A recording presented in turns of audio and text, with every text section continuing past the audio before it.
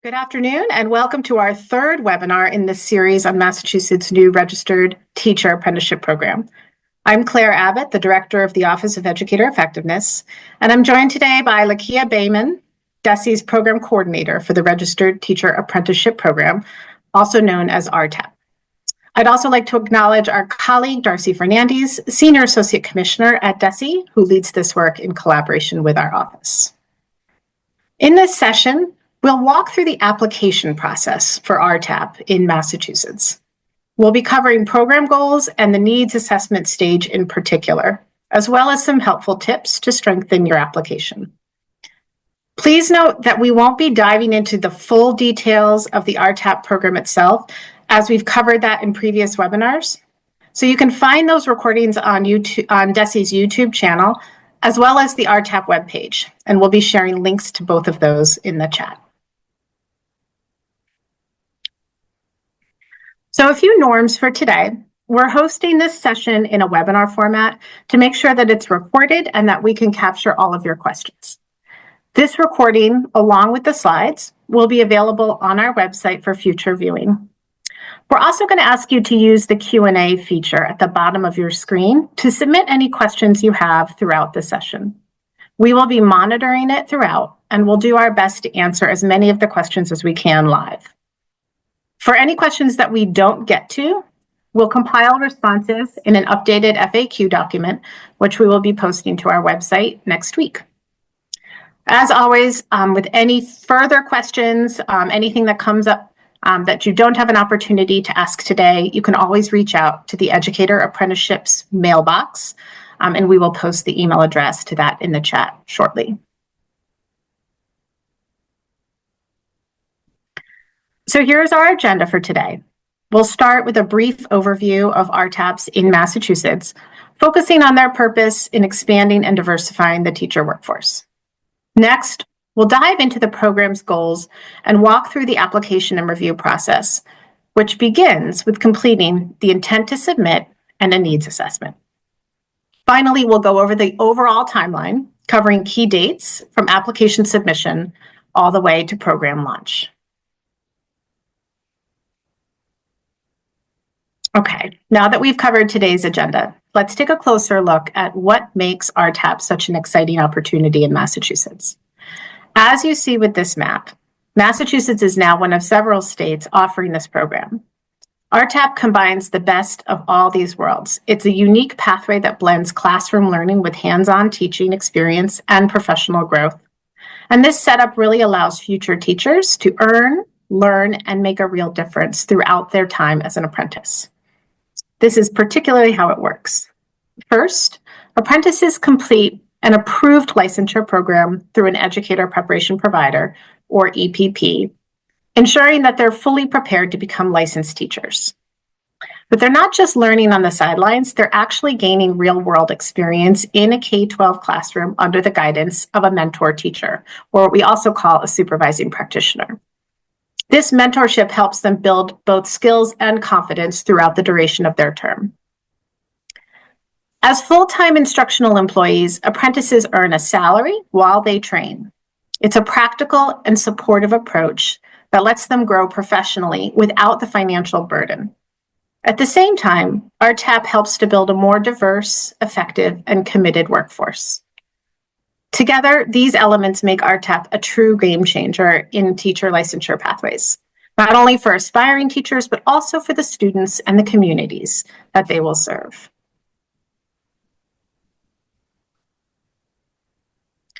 So as a reminder, the RTAP program in Massachusetts is built around 3 goals. You will see these goals reflected throughout the application process: increasing educator diversity, strengthening the educator pipeline, particularly in our hardest to staff roles, and boosting educator quality. Our focus is on making the teaching workforce more reflective of the communities we serve, opening up more pathways into teaching by removing barriers, and making sure every educator gets the best training and support they need to be ready. These goals work together to build a more inclusive and skilled teaching workforce that benefits students across Massachusetts. I'm now going to turn it over to Lakia Bayman, my colleague, to dive into the application process overview itself. Thanks, Claire. Really appreciate that. Now that we've gone over the basics of RTAP, I want to turn our attention to the application process, the main reason why you're here. We'll go through everything step by step, who's eligible, what documents you'll need, and a few tips to help your application shine. By the end, you'll have a clear picture of how to move forward and take the next steps toward launching your own RTAP. So, to launch an RTAP, there are 4 key stages in the application process. First, you'll need to complete the intent to submit and conduct a needs assessment. These are necessary for setting a strong foundation for your application. Upon approval from DESE, you'll move on to establish your partnership agreements with an approved EPP, educator union, etc. After establishing these partnerships, you'll design your district's program and finally submit a full application for approval to DESE. Each step is designed to make sure your program meets all the necessary requirements. The bulk of this webinar will focus on unpacking stage 1, which focuses on the intent to submit and needs assessment documents. Again, this is the most important initial step, and this will go live today so that you can have access to it. The next few slides, we're going to provide a closer look at the intent to submit and needs assessment process. They'll break down the specific requirements for districts and discuss what's expected in terms of readiness and outline the steps for you to help you align with the program's goals. Each slide will give you a clear, detailed view of what's needed for a successful submission, so you'll know exactly how to move forward with confidence. To start, districts will conduct a high-level self-assessment to confirm their readiness for RTAP. The submission must come from a designated district representative. We're going to accept applications on a rolling basis between November 2024 to January 15th, 2025, and with DESE providing responses as soon as possible, but no later than January 30th. This is going to allow you sufficient time to prepare your proposals. The process of this stage is to support districts in conducting an internal self-study, helping them assess alignment with RTAP goals and expectations. This readiness check ensures districts are prepared and aligned with RTAP standards before moving forward. Those who demonstrate this alignment will then be invited to submit a full proposal. The intent to submit and needs assessment is divided into 3 parts, each of which we will divide into momentarily. As you start preparing your intent to submit, we encourage you to access the additional resources on our webpage. Again, the link is posted in the chat. Please submit any questions directly to us at educatораpprenticeships@mass.gov. And to take advantage of the survey completion option that allows you to complete the form over time and at your own pace. Now, let's dig into the content of the intent to submit and needs assessment. We'll start with the preparation and internal review. This is, oops, lost my section, hold on. Okay, we'll start with the preparation and internal review. This is where your team becomes familiar with RTAP's goals and looks at how your district needs align with the program. Next, you'll form a submission team. This includes designating a district representative and gathering insights from key stakeholders. In order to build a strong foundation, you need to make sure you're in communication with ed prep providers and other relevant stakeholders. Then comes the intent to submit and needs assessment, which we will dive deeper into shortly. In this stage, you conduct a self-assessment and see how well your district fits with RTAP. This means making sure you're aligned with DESE's criteria and ready to address workforce needs and training. After that, it's time for submission. You'll submit your intent to submit again by January 15th. DESE, again, we're receiving applications and providing feedback as soon as possible, but you will certainly hear from us no later than January 30th. Finally, if approved, you'll move to the plan for full proposal.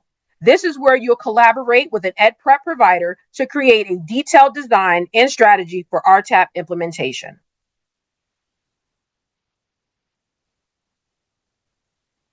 Next slide.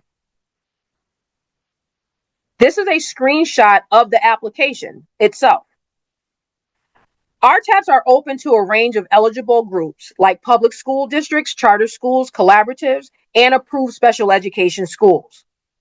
You have the option to apply as either a single district or as a part of a coalition. Applying as a single district might keep things simpler, giving you more control over details like cohort structure and supervisor support. On the flip side, joining a coalition allows you to pool resources and reach more students and educators.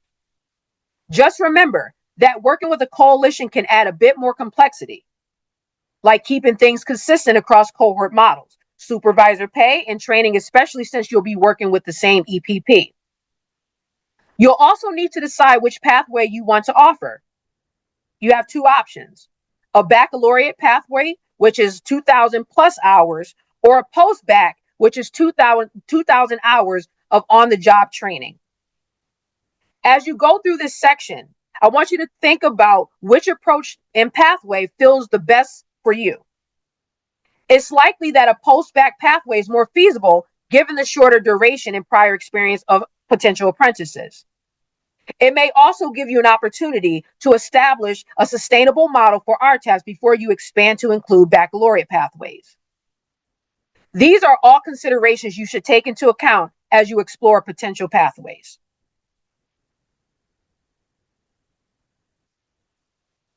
Next slide. So now we're going to review the main components of the Acknowledgement of RTAP Requirements section. First, districts need to partner with an approved EPP and have local union support. Next, the program must focus on filling high needs roles like special education and STEM, and requires that apprentices work in a full-time capacity with appropriate support. A key part of the requirements is mentorship. Apprentices need to be paired with qualified, trained mentors who will guide them through their development. Districts also need to commit to providing over 2,000 hours of on-the-job training and make sure apprentices complete necessary coursework with 150 hours of related technical instruction through EPP. And acknowledging RTAP requirements, it is important to get everyone on the same page. District leaders, program coordinators, and educator prep providers all need to know what's expected and agree to work together toward the goals. This isn't just paperwork. It's a way, again, for everyone to understand their role and commit to making RTAP a success. By signing off, we're building a strong foundation, creating accountability, and showing that we're united in our mission to build a more diverse and effective teaching workforce for our communities in Massachusetts. So this last section of the intent to submit provides you with an opportunity to tell us more about your goals for this program, your capacity to support apprentices, and your vision for a strong EPP partnership. The open response section gives you a chance to outline your district's vision and strategy for the program. Through these categories, diversity, pipeline, and quality, you'll showcase how your RTAP is designed to make an impact. We'll spend the next few slides breaking down each section. We'll begin with diversity. In this section, you'll share how your RTAP will help build a more diverse and educator workforce in your community and connect with other local diversity initiatives. When constructing responses to these questions, you may reference important aspects of your local context, like your district student and teacher demographics, your recruitment strategy for bringing in a diverse population pool, and how you're fostering a culturally and linguistically sustaining, welcoming environment in your schools. Next is the pipeline section. Here, you'll outline the high needs licensure areas in your RTAP that your RTAP will target and provide evidence that your district can support apprentices in these areas with qualified mentors. In addition to sharing which high needs areas you are proposing for your RTAP, You may also want to share more information about the current pipeline for candidates in this licensure area, such as existing interests or similar programs like Grow Your Own, and the availability of potential mentors / supervising practitioners. If you're proposing a licensure area out of the 4 statewide priority areas, be prepared to show evidence of the local staffing shortage for that specific role. Finally, there's the quality section. Here, you'll be asked to identify up to 3 EPPs you're considering for your RTAP. You'll need to explain why each provider would make a strong partner for your district or coalition, especially regarding their approved programs in the licensure area you're targeting. When thinking about a strong EPP partner, you should look at whether you have existing partnerships already that could be expanded or leveraged, and if these providers have experience with similar models like residency models or flexible course options. You should ask yourself, do they have a shared commitment to evidence-based, culturally and linguistically sustaining practices? And also, you should outline any steps you'll take to formalize a partnership with one of these providers. So that concludes the major portions of the intent to submit and needs assessment process. I hope this was helpful in breaking down the purpose of this stage and what you should be thinking about when approaching it. I'm now going to turn it back over to Claire to talk through the remaining stages of the application process. Thank you, Lakia. We are monitoring the Q&A as promised and taking in all of the questions coming. So please know that we will be reserving time at the end of this webinar to address them as we go. So I just wanted to acknowledge that and appreciate your active engagement through the Q&A. So before we close out today, we do want to talk through what will be expected in the remaining stages of the application process so you know what's on the horizon. So first, let's briefly review what we're calling stages 2 and 3 of the application process: partnership agreements and program design. So stages 2 and 3 of the application process are really where a lot of the work takes place and are also very iterative.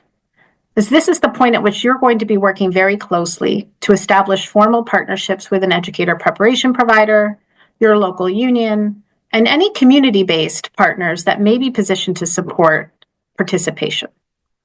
These partnerships are critical in shaping the design of your RTAP, from the on-the-job training and course-taking expectations for apprentices to their specific employment opportunities, wage progression structures, and mentorship structures. Community partners may already be set up to provide many of the additional wraparound services like transportation or childcare supports, or even MTEL prep. Collectively, your partnerships will help you to construct the programmatic components of a teacher apprenticeship pathway that are truly essential to its success. There is no one perfect model for this, so we anticipate seeing a lot of unique design structures and models as you think about what works best for your local community. So now I'm going to shift gears and focus on what will be required for the full application process. The full application is the final stage of this process, at which point you will be submitting information about program design, partnership agreements, and employment information to DESE for final approval. This slide outlines the information that will be required at that point, including but not limited to information about the co-sponsor or employer, which is the district, and that includes details about the employing district and then the employment agreements that will be in place for registered teacher apprentices. This will also include information on your educator preparation program partner and union partnership, and related memorandums of understanding or related agreements. We'll also be looking for a detailed description of the program of study for apprentices, which should include 150 hours of technical instruction per year, as well as how it will be delivered, along with a plan and schedule for the 2,000 hours of on-the-job training that aligns with the required skills and proficiency levels outlined in the work process schedule. And again, I would direct you to the first 2 webinars in this series for even more information about what it means to have 150 hours of related technical instruction and why those 2,000 hours are so important to the Registered Teacher Apprenticeship Program. The application will also ask you to share your approach for selecting, training, and supporting mentor teachers, or what we also call supervising practitioners, including appropriate compensation for these important individuals. We'll also be looking for information on how you will recruit, select, employ, and support registered apprentices, including related employment agreements and wage progression schedules. Finally, the application will require an implementation and monitoring plan, including information about funding supports and for the apprentice, as well as a sustainability plan for long-term success. This sounds like a lot, but we will be providing more specific technical assistance, resources, and templates to support the full application in coming months. But we wanted to make sure that you understood what would be required in this final stage so you can start planning accordingly. I'm now going to turn it back over to Lakia to talk through the timeline and additional resources coming up. Thank you again, Claire. So what you see on the screen is the timeline for the entire program. From November to March, the application window is open. Informational webinars and office hours will also be available during this time period. These will be opportunities for you to get specific questions answered and for us to provide guidance. In the winter and spring, the full applications are reviewed in over a 4-week period. We would need DESE to register, and we need apprentices to be recruited accordingly. Lastly, as we reach the summer and fall, we enter the launch phase, which includes mentor training, summer coursework, and the exciting start of the fall employment and apprenticeships. Each step is carefully designed to support you throughout the process. So, to wrap things up, let's go over some helpful resources and next steps. We know that we've covered a lot today, so just a reminder that there are several upcoming webinars and previous webinars that will provide additional information for you. You can find all the details on the DESE RTAP webpage, which again is in the chat. In the meantime, if you have any questions, don't hesitate to reach out to us at educatораpprenticeships@mass.gov. And when you're ready to apply, you can start the process through the intent to submit and needs assessment link, which we will also provide in the chat. Remember, we're here to support you every step of the way as you explore this opportunity, and we thank you so much for your time and attention today.